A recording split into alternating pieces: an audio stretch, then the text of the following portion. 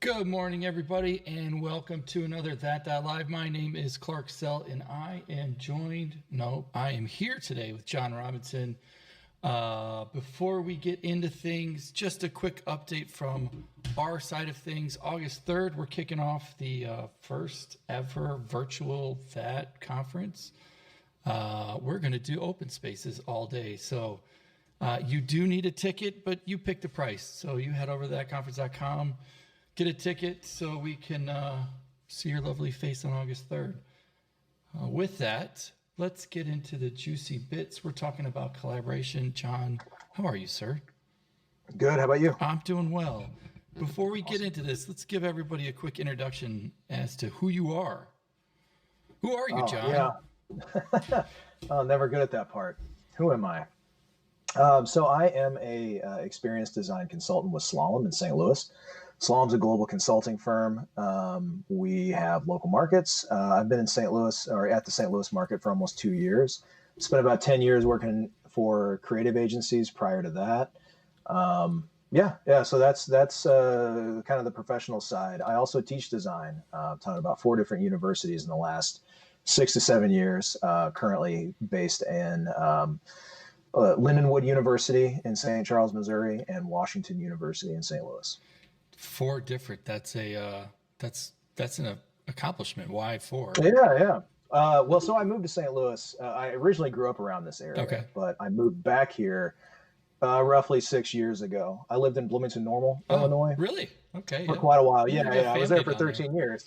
Yeah. Okay. Yeah. State Farm. Yep. State Farm Oh, headquarters, right? Everyone knows. I do know not the new Jake, but I know the old Jake, who was actually a real person, by the way. Oh, that's funny. So no, I went to school in Bloomington Normal, stuck around for a long time, got my bachelor's degree at Illinois Wesleyan, got my master's degree at Illinois State, taught at both of those schools. Okay. Very cool. So we're talking today about collaboration. This is something near and dear to you, but it also happens to be near and dear to me. Can we start that with just a definition as to what does that mean to you? Like when you say collaboration, what are we really talking about? Well, I guess more broadly, the way I kind of feel why collaboration is so important now, particularly in product development, or I should say product design and development, which is where I spend most of my time, is like skill sets have become increasingly specialized. So teams are kind of made up of fewer versatilists, right? And so collaboration as a practice, it kind of becomes more important than ever because things can get stalled. And the easiest way to like get over those hurdles is by, collaborating to come together to share expertise for the benefit of that shared objective. That's one of the most important things, right? In product development is like when you've got a team of people coming together, whether it's like trusted collaborators, people that you worked with for a long time, or you're forming an entirely new team of people you've never worked with before, you got to be able to trust each other and you got to be able to build that. And collaboration for me is like one of the kind of, important ways to create that trust. Yeah, I would agree. How do you know, like, can you just collaborate with anybody? You need to be picky about? Oh man. I mean, I want to say yes, right? It's beneficial, but collaboration is like, it's a process, but it's also a learned skill. Yeah. It's something that you have to have experience with it. And I've worked on teams where everyone is aligned. Everyone wants to share their experiences. And for me, like as a designer working with developers, I want every one of the developers on my team to understand that even when there are scenarios where maybe I know I'm not going to back off of something or change my mind about it, I want to talk about it. I want to throw other ideas out. Your opinion is incredibly invaluable. It is incredibly valuable to me. And so, I've been on teams where that's fostered and everyone feels the same way. And I've also worked on teams where everyone's just kind of like, man, I just want to be told, tell me what to do. I'm not here to share my opinion. I'm just here to get the work done. Yeah. Right? Yeah. We fell off at like the team dynamic and, how intentional does one need to be about the team,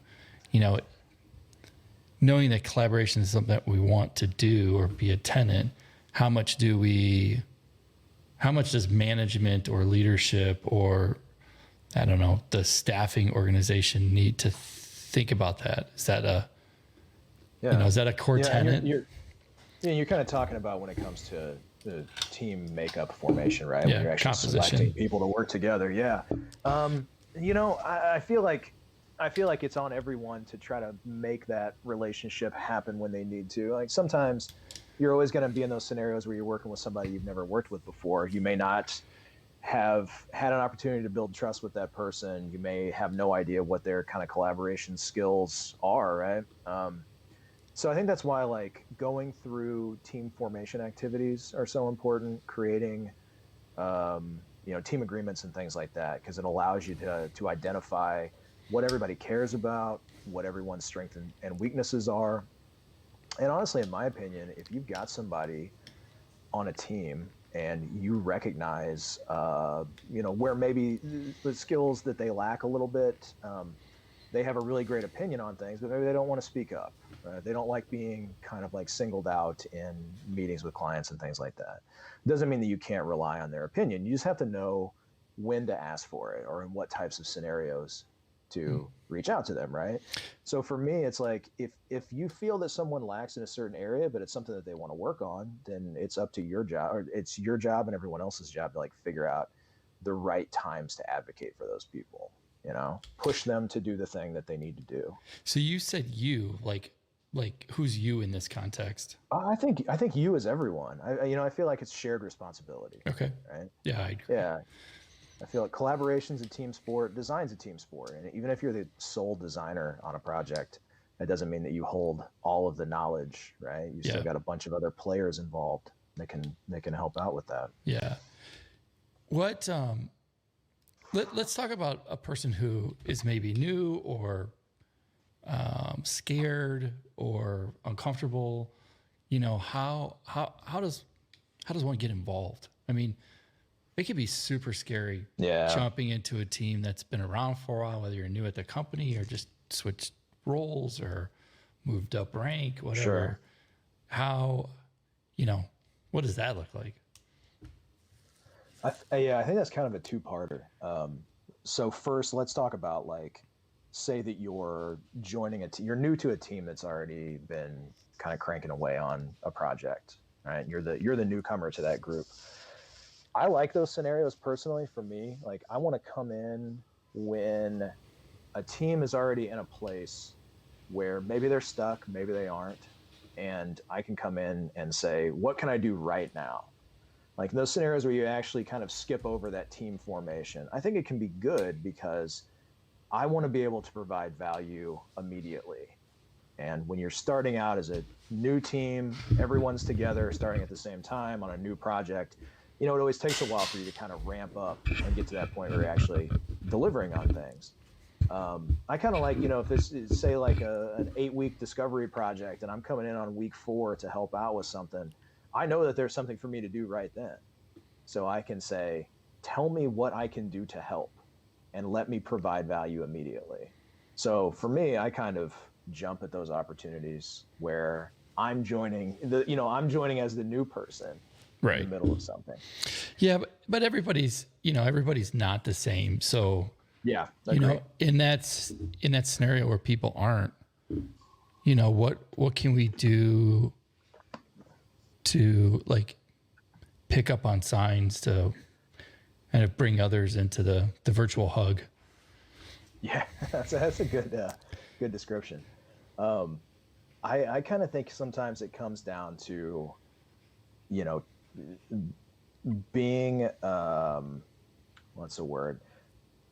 Paying enough attention to where you can kind of start to identify what those people's strengths are.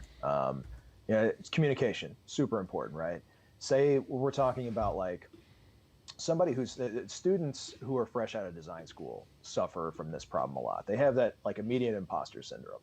They come out of college, they think, wow, I'm not ready for this. I don't know what I'm doing. I didn't learn any of these things. I don't know any of this terminology that you're talking about. I don't understand these phrases you're saying, et cetera, right? So they feel I've got so much to learn that I can't really provide value here. I need to understand this more first. And what people don't understand, or really what needs to be fostered is like, you have your own collective, set of experiences that have brought you to this point. How can we fall back on or rely on, or, create opportunities for you to use those existing skills now? How can you help out now so that you can start to see like those connections between what you do know and how that's relevant? Yeah. Like there's this great quote that I always go back to, and unfortunately, like I always paraphrase it because I never take the time to actually memorize what exactly it says. But Steve Jobs said something about creative people, that creative people aren't necessarily, problem solvers aren't necessarily more creative than everyone else. They're just better at recognizing connections from experiences, right? They're able to more quickly synthesize like how one thing is related to another thing, and therefore come up with better and faster solutions. And that's really what creativity is. It's being able to like, understand where you came from and how you can take every bit of knowledge that exists within your brain and figure out a way to make that relevant to something else. Sure. And I think ultimately, right, we're talking about creating that kind of safe place, safe environment, culture where those things can foster one another. Oh yeah, 100%. Yeah, I mean, you have to develop safe spaces for everybody, and that's kind of what I was getting at earlier. It's like if someone speaks up and says, "I really want to get better at this thing," you don't just constantly push them to get better, but you have to talk to them about like, okay, let's find opportunities for you to slowly start working on that thing, not just throwing them to the sharks or whatever. How does one recognize that they either have a safe space or don't? I mean, teams can get toxic. Yeah. Teams can get toxic pretty quick. So it could just be one person who can make a team go completely south. So how do you even identify it? It's easy to get blinders on, get the work done, try to get out. So how do we keep ourselves in check?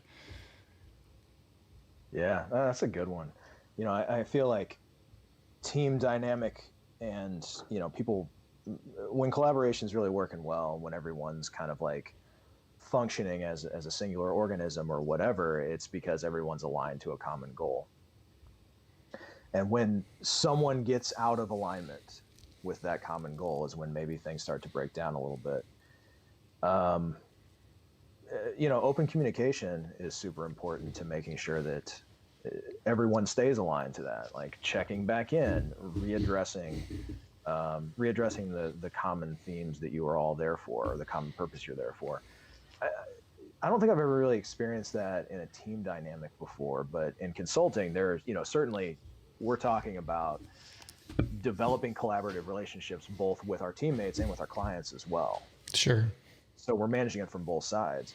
And kind of a tactic I think is really important in that scenario is like, you have to take time every now and then to remind your client or your business stakeholder or whoever it is that we're here to help. We're here to make you look good. Like our primary goal for this is to make you successful.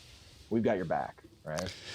Yeah. I mean, I could argue that a bit though. And I think the dynamic of a consultant to a company that because of the exchange of money is a little bit more at the forefront of the relationship. Sure.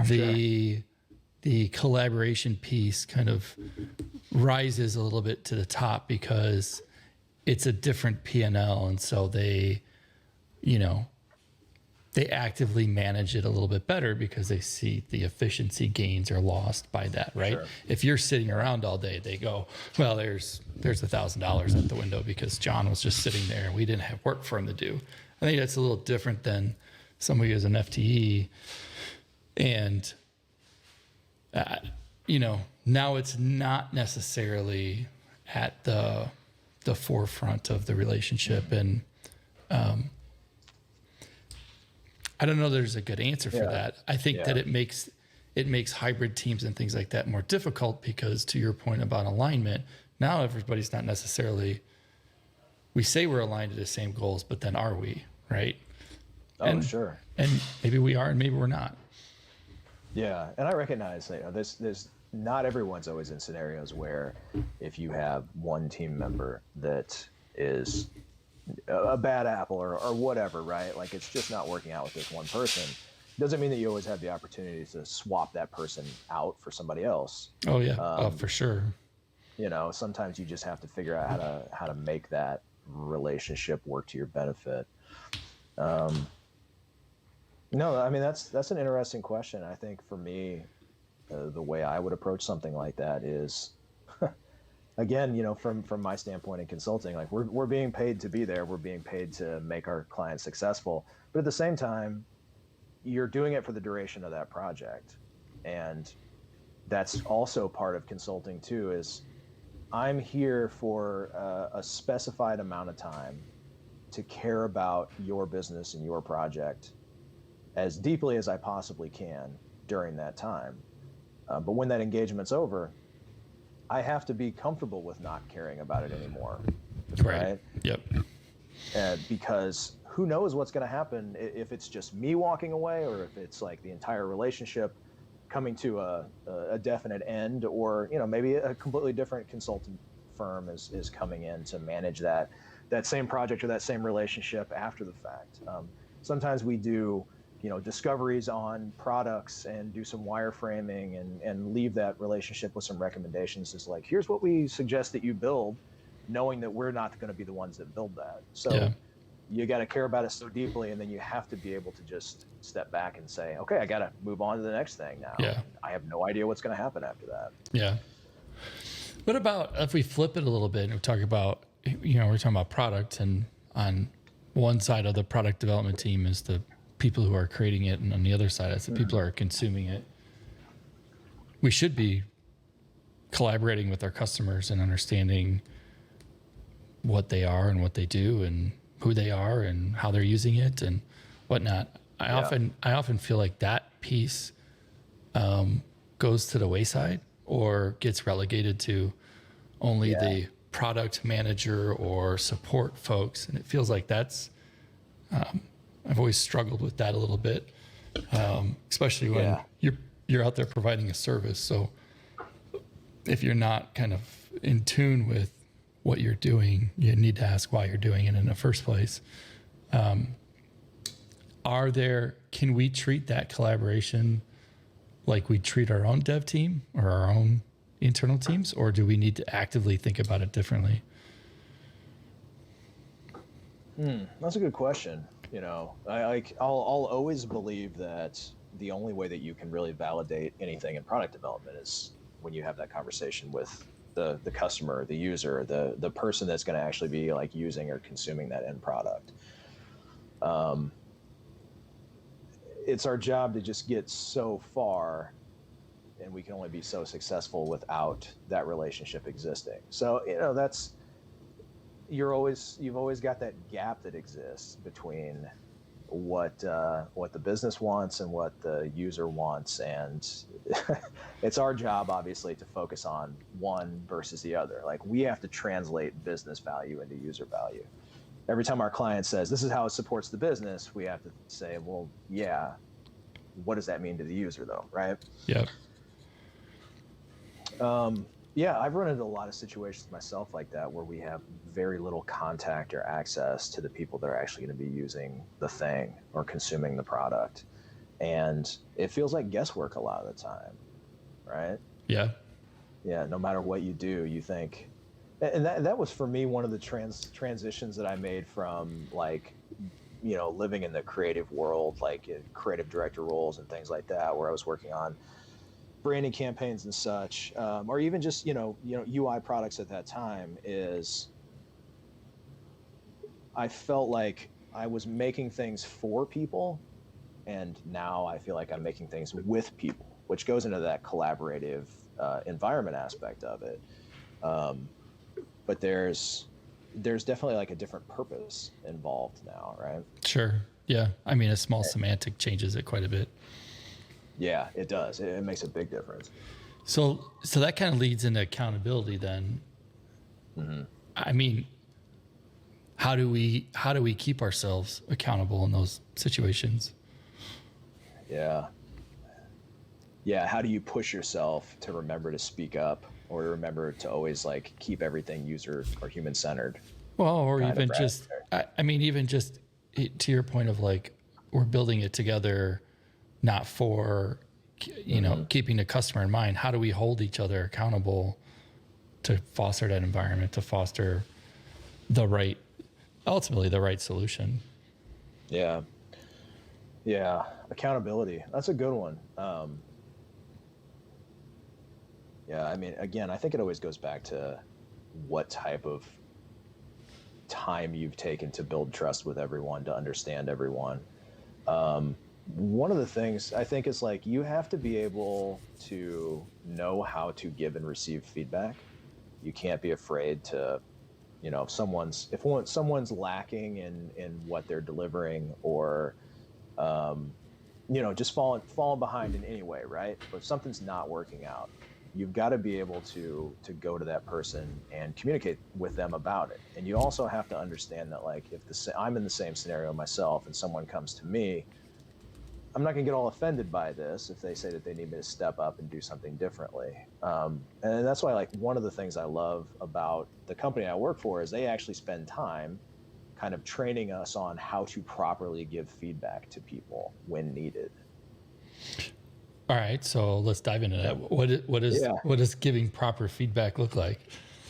It's more of like a situation, cause benefit type of thing, right? So it's been a while, but it's always like, tell the person the scenario, what the outcome was, how that, if it's personal, right? Like how it made you feel specifically, and what the benefit of would be of like a change in behavior, right? Or here's another way to potentially handle that type of situation.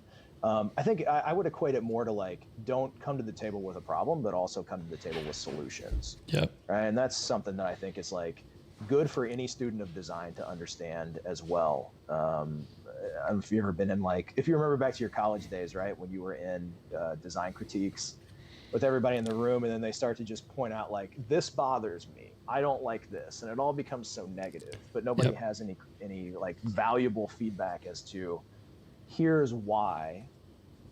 And so we don't learn in that scenario even how to communicate with clients or take feedback from clients, because oftentimes clients are always focused on the solution but not the problem, right? So there's like two sides to that, and we have to educate in both scenarios. Like early in my design career, that was one of the things I learned, was like, I can't just have a conversation with a client around feedback on a design without me taking the time to kind of educate them on, this is the best way for this back and forth type of relationship to exist when we're talking about feedback, right? I don't know, what do you think about that? Do you have any? Yeah, I would draw a bit of a correlation to code reviews. They're very emotional, or can be very emotional. A lot of time gets spent in it, and it can feel very I think just be hard. But if you really lean into the fact that you've got all these people around you trying to teach, or if done right, really trying to suss out the right solution, and you just take it as feedback rolling forward, then they could be super valuable, and you can learn a ton, because you get to see how others, their thought process, and how they're trying to approach the problem. So I think that it's critical. And I think I break up feedback in, there is, how we work together. There's the work that we do. There's how process goes. So I think we have to be intentional about what pieces of the feedback we're talking about, and where particular people fit into that, and then make time and a space to offer that up. And it might be multiple spaces, right? You can offer feedback in an inverbal email like scenario, or in a team dynamic, or one-on-one. I think those are the things you have to really make part of your culture. Otherwise, you're not going to get it. You're not going to foster it. If somebody doesn't feel safe to do it, or even if you do it but nothing ever happens, now you've inadvertently shut it down. So if you never change, or if the culture never changes around it, then soon nobody's going to give it to you anyways, and they're just going to do what you say. Yeah. That's just as bad. You got to bake it into the process. Like, you have to come to a common understanding that this is the way that we're going to handle this. And code review is not anything that I really have experience with myself. But it's my understanding that, like, the goal, or not really the goal, but like, you eventually hit that point where maybe you're on a level where you're not actually being susceptible to code. Like, you have private code reviews, right? Where your code reviews aren't like public with the whole team, or is that not a thing? I think it just depends on the group, or the how many people are on it, how much time is there to devote to it. I'm of the more the better, but you also have to balance a set of resources and say, we can't have 10 people reviewing this thing, which means when you talk about collaboration, then it gets into like, who are the right folks, right? It's not just because Jane or Jim is good at this. It's, maybe this person has a particular piece of business knowledge that would warrant, not only technically reviewing it, making sure that it is adhering to kind of where the business is going. Yeah. Those are both equally important, but often one is forgot. So I think my understanding of private code review probably comes from watching too much Silicon Valley. I would assume. Yeah. I mean, it depends on. I think it depends on the team and how big things are. Sure. If you're working in really big chunks, then those things take a lot of time. If you're working in just little things, and again, you got to qualify that too. Little things aren't as important. Who knows? Certainly, yeah.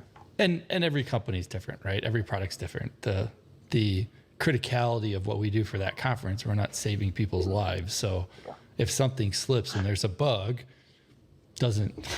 nobody's going to die. Yeah. But if you work for a healthcare company, maybe you should have a few extra gates in play. Yeah, I mean, bring up a good point. I feel like I keep going back to this whole like difference between my days working in creative agencies and now working in product development. But that was the thing that I would always say. At the end of the day, if something I was working on got completely blown up, or for whatever reason, as I would say, well, we're not like saving lives here. We're not impacting like this ad campaign. All it's doing is selling more of X to more people, and it's just making more money for the company. Other than that, there's no value in it.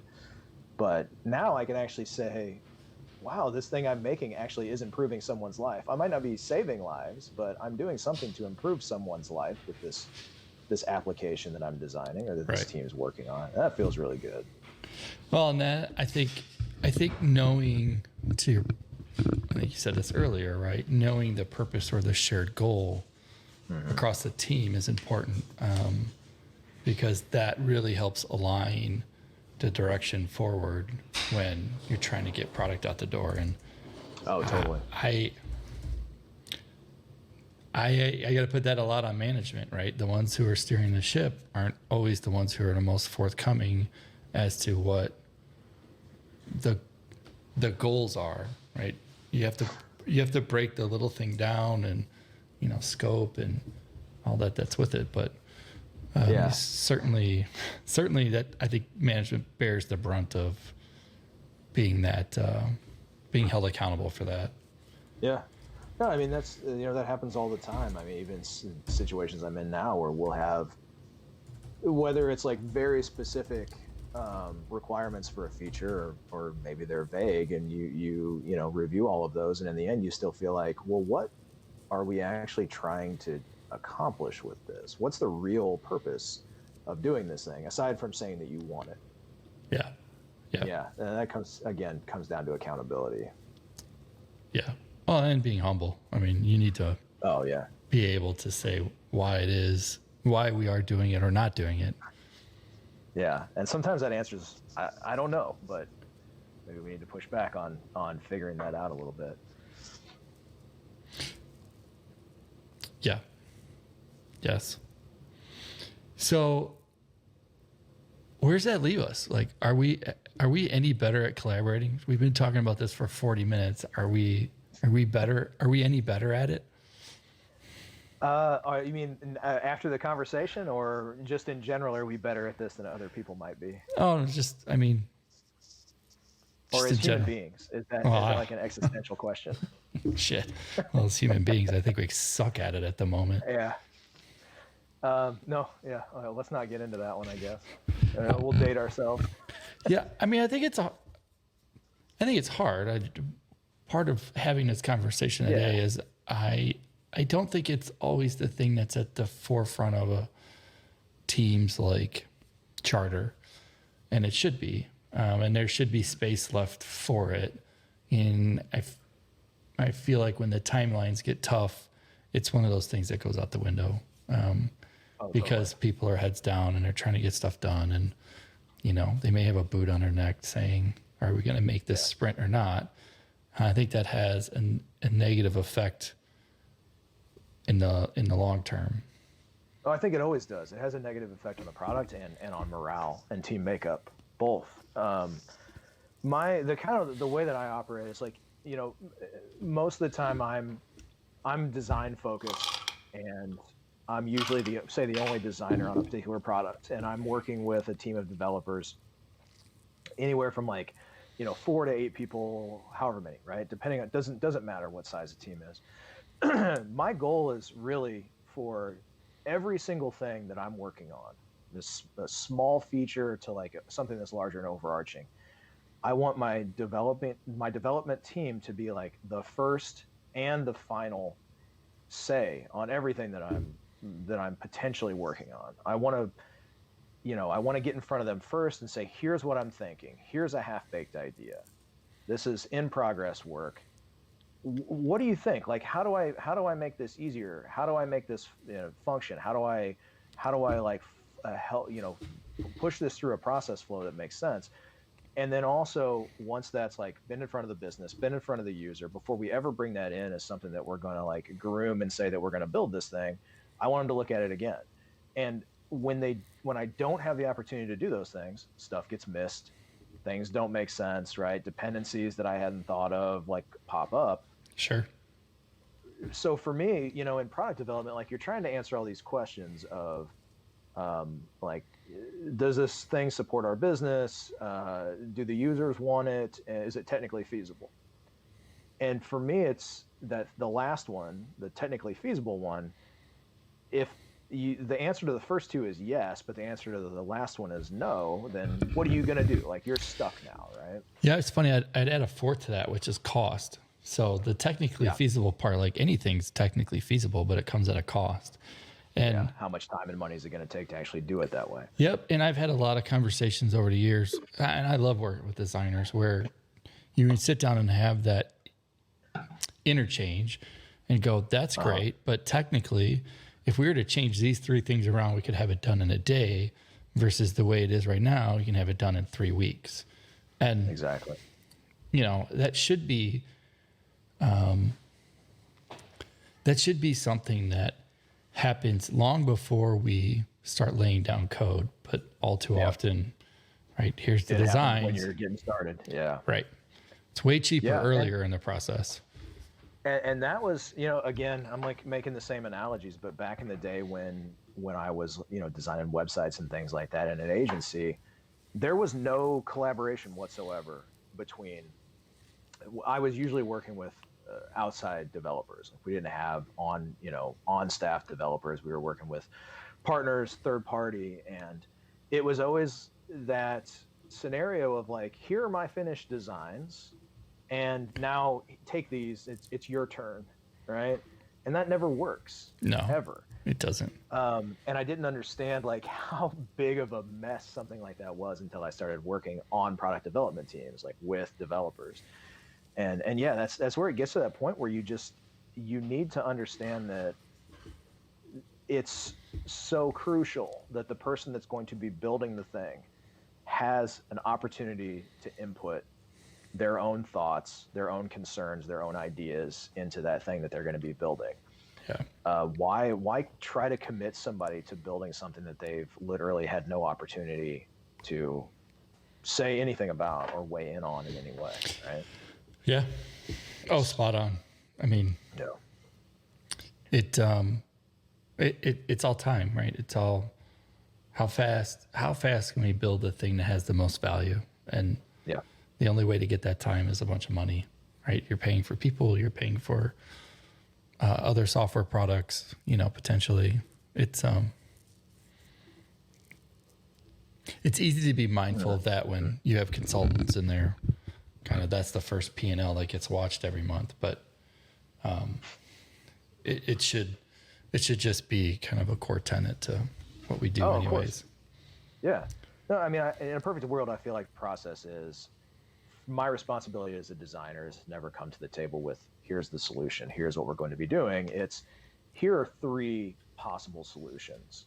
Let's talk through these 3 ideas, and let's, as a team together, come up with the right direction and validate the way that we should be approaching this thing. Yeah. So where does that leave us? We're getting close to the end. What would be, if we want people to take some bits away from this, what do we want people to take away? Bullet points.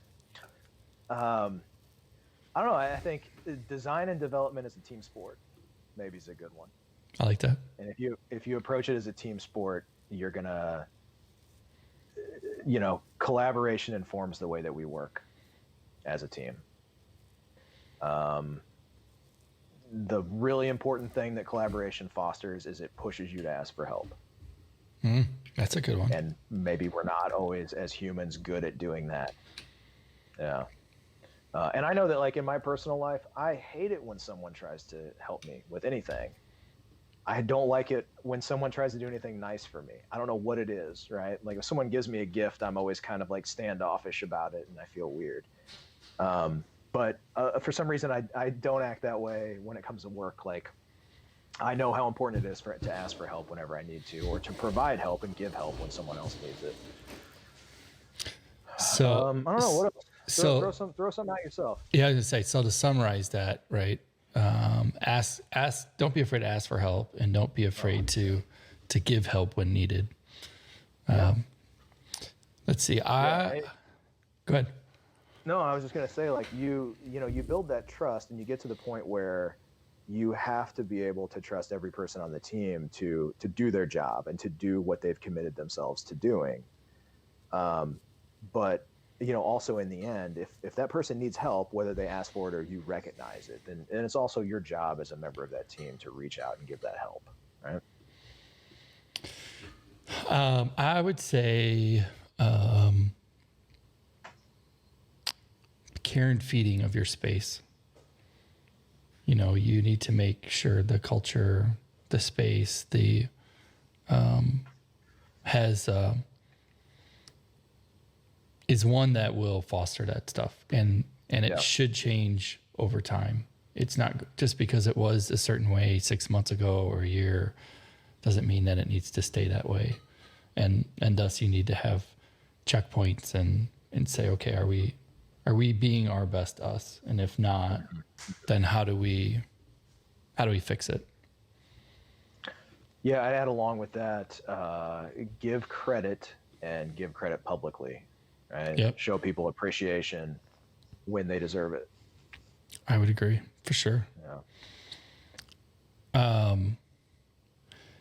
What else? I think going back to the kind of the last few things we talked about with, running ideas around in terms of, like, not coming to the table with a solution, but coming to the table with multiple solutions. And then collaborating on that end is facilitate multiple points of view. Yeah. Right? I think it's a really good one, because the first answer or even your own individual answer is often the wrong one. Yeah. Yeah, and I'd say that needs to go for all, right? Everybody Yeah. needs to be welcoming of the things, and they actually have to listen. I've been in too many meetings with folks who are who just aren't interested in your solution for whatever reason, I don't know. Sure. But if somebody has sit down and done their diligence and feels like there is a better path, then it damn sure should warrant some time to understand why that individual feels that way. Yeah. Yeah, I agree. Oh, any other ones? Honesty is super important. Yeah. With oneself be and with honest. others. Yes.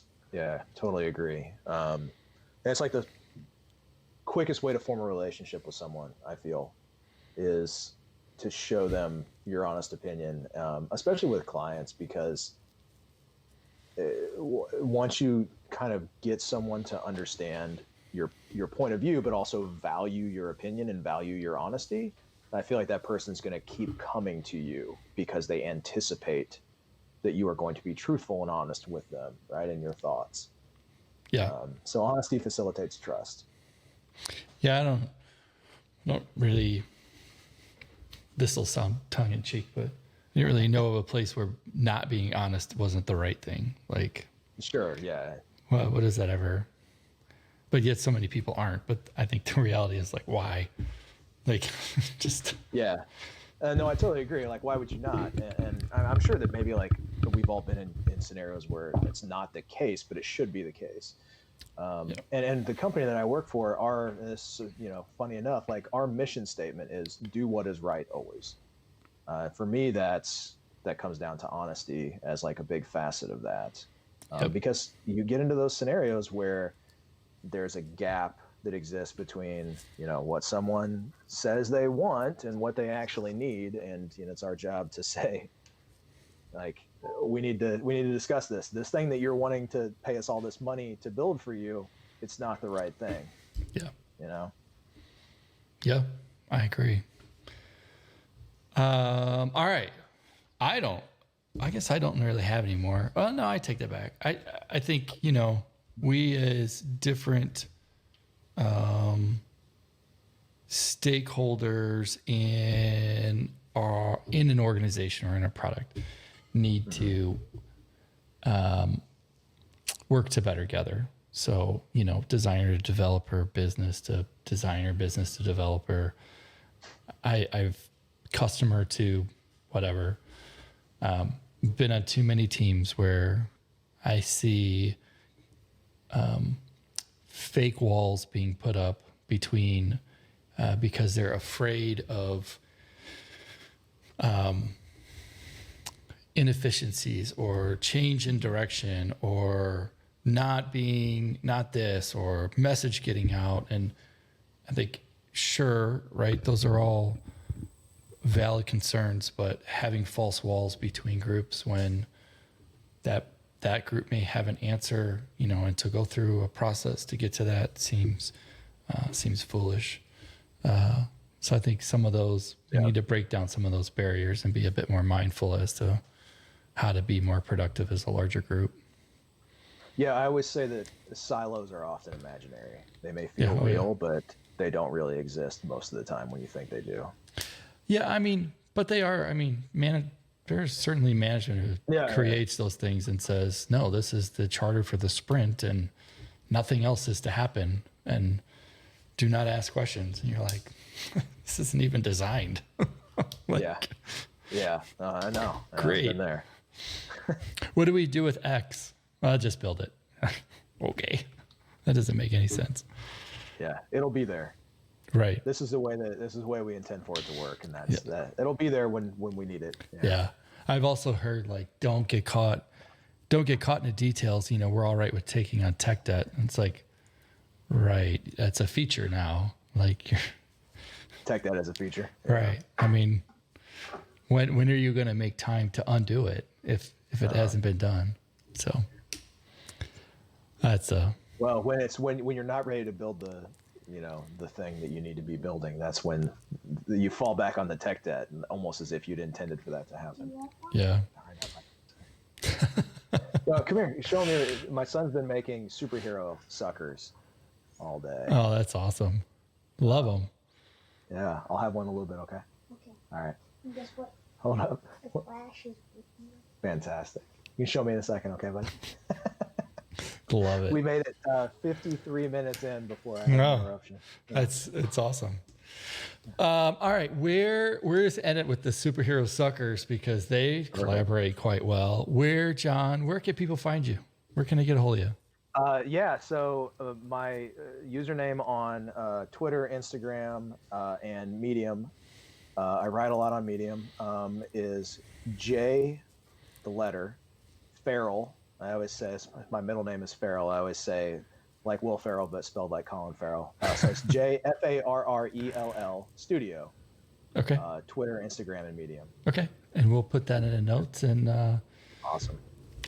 with that, I'll just say thank you, John, for spending the time with us and nice conversation. And I hope that people take, at least, take a little conversation and think about their own place and their own team and culture and understand is there a place that they can help influence or change or make better and or even just self-reflect and be a little bit more honest with oneself about where they're going. So that'd be my takeaway for everybody. Thank you, John, for the time. Thank you for sharing. And with that, we'll see you next time.